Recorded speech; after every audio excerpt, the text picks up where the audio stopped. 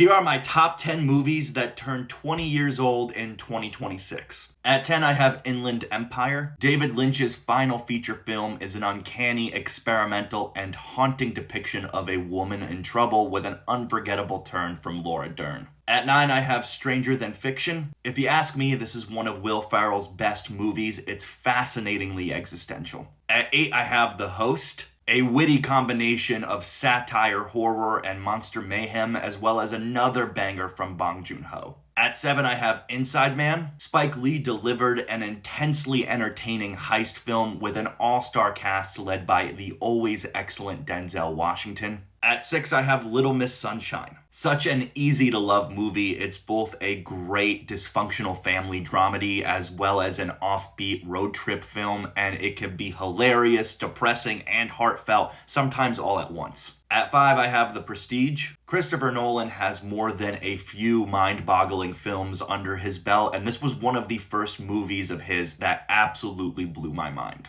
At 4, I have Casino Royale. Not only my favorite Daniel Craig Bond film, but also probably my favorite Bond film, period. I just rewatched it the other night, and it's still awesome. At 3, I have The Departed. I believe this was the first Martin Scorsese film I ever saw, and even though I think he's made better films, it's still a classic that I never grow tired of. At 2, I have Pan's Labyrinth, a spellbinding dark fantasy masterpiece from the fantastical mind of Guillermo del Toro. And at number 1, I have Children of Men. The further and further we go into the 21st century, the more and more relevant this movie feels. With this, I think Alfonso Cuarón gave us one of the finest dystopian films ever made.